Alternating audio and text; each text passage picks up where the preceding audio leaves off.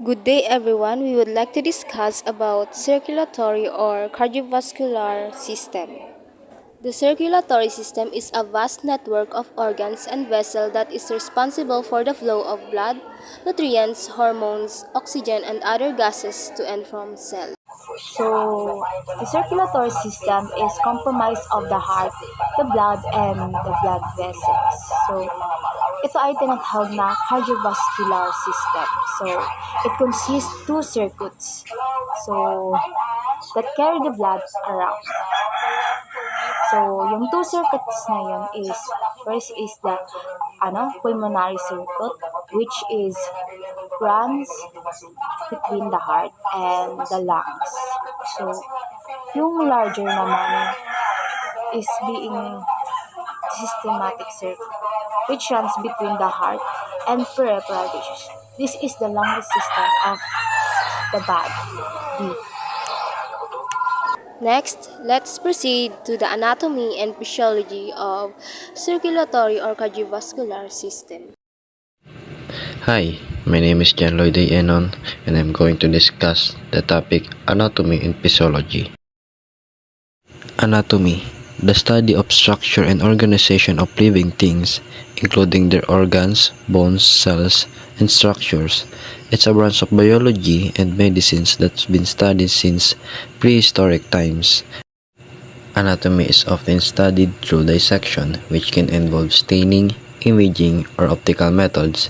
It can be studied at both microscopic and macroscopic level. Physiology, the scientific study of how living things function, including how cells, tissues, organs, and organ systems performing chemical and physical functions. It's a subdiscipline of biology that focuses on the mechanism of living things from molecular level to the whole body. Physiology research helps us understand how body works when it's healthy, how it responds to challenges, and what goes wrong when it's sick. This research helps us to develop new treatment and guidelines for maintaining health. My last topic is about the three types of blood cells. So what are the three types of blood cells? First, we have the red blood cells, also called as erythrocytes. These cells carry oxygen and nutrients to the body cells. This is the most abundant types of blood cells in the human body. They are responsible for transporting oxygen from the lungs to tissues and organs through the body and carrying carbon dioxide from these tissues back to the lungs for exhalation. Red blood cells are produced in the bone marrow through the process called erythropoiesis, which is regulated by the hormone erythropoietin produced by the kidney.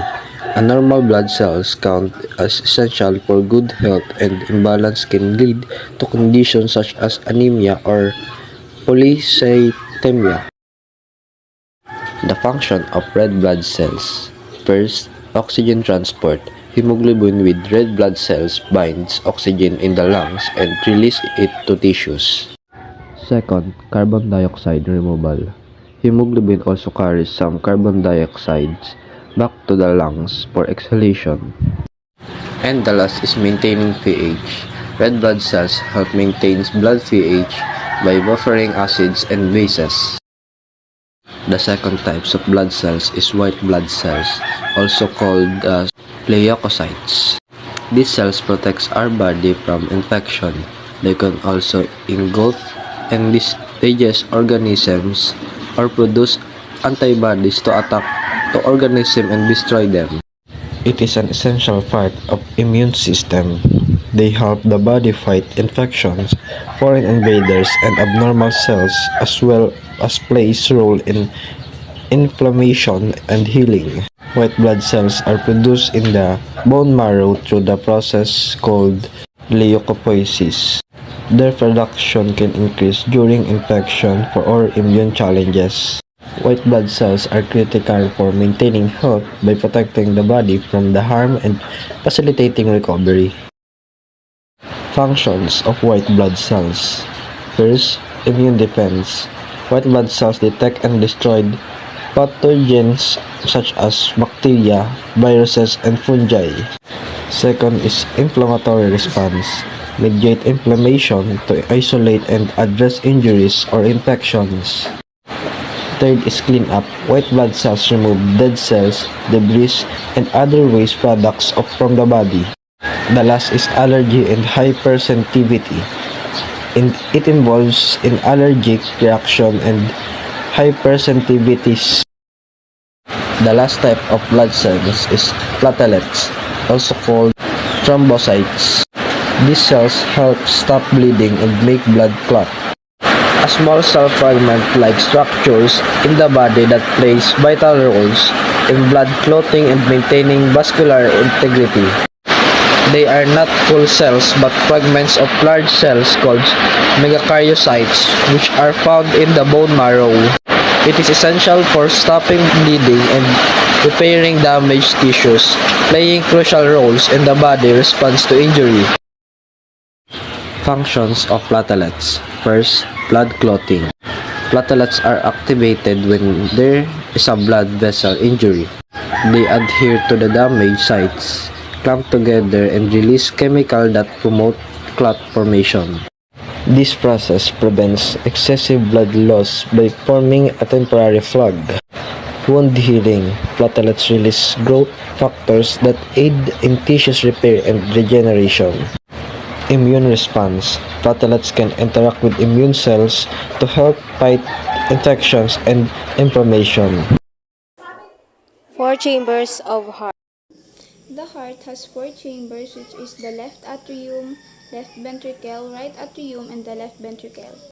So the right atrium receives the oxygenated blood from the body and heart muscle. The right ventricle pumps the oxygenated blood to the lungs for oxygenation. The left atrium receives oxygenated blood from the lungs. The left ventricle pumps oxygenated blood to the body. So, the heart chamber are divided into two pumps, which is the right side and the left side. The right side is the right atrium and ventricle work together to pump oxygen, pour blood to the lungs. And the left side, the left atrium and ventricle work together to pump oxygenated blood to the body. So, the pulmonary circuit, it carries the blood which needs to be oxygenated into the lungs. The exchange of oxygen and carbon dioxide that the body produces before the blood returns back to the heart. The red blood cells are responsible for oxygen binding and the transportation using their hemoglobin, which contains iron. So the heart pumps the blood around the systematic circuit of the body. It delivers two oxygenated red blood cells to the tissues before collecting the deoxygenated blood and sending to the heart with unused nutrients and waste products. The blood circulation process. So, what is blood circulation? Blood circulation is the process of blood flowing throughout the body, delivering oxygen and nutrients to cells and removing waste products. It's a continuous cycle that starts and ends of the heart. So, first a video explanation step by step to how the heart and circulatory system they work. Your heart is a pump. It's a muscular organ about the size of your fist and is located slightly left of center in your chest. Your heart is divided into the right and left side. The division protects oxygen-rich blood from mixing with oxygen-poor blood. Together, your heart and blood vessels comprise your cardiovascular system, which circulates blood and oxygen around your body. In fact, your heart pumps about 5 quarts of blood every minute, and it beats about 100,000 times in one day. That's about 35 million times in a year. Oxygen-poor blood, blue blood, returns to the heart after circulating through your body. The right side of the heart, composed of the right atrium and ventricle, collects and pumps the blood to the lungs through the pulmonary arteries. The lungs refresh the blood with a new supply of oxygen, making it turn red. Oxygen-rich blood, red blood, then enters the left side of the heart, composed of the left atrium and ventricle, and is pumped through the aorta to the body to supply tissues with oxygen.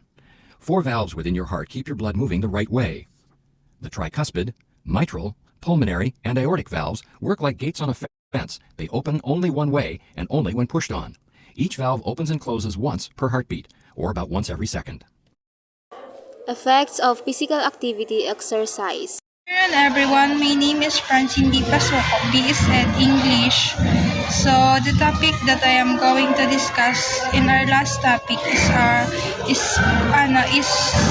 long-term and short-term effect of physical activity. So it said in the short term that when you do an activities is that it is temporary or hindi siya pangmatagalan. So nangyayari lang siya kapag like when you do an exercise is that mas nararamdaman mo lang yung energy niya kapag ginagawa mo siya, tapos nawawala rin siya pagkatapos mo mag-exercise. And kabaliktaran siya ng long-term effect of physical activities. And the long term, siya yung kadalasan mong ginagawa or nakasanayan mo na siyang pag-eehersisyo upang mas ma-maintain mo yung iyong pangangatawan or mas magiging malayo ka sa mga sakit. Yun lang, and thank you.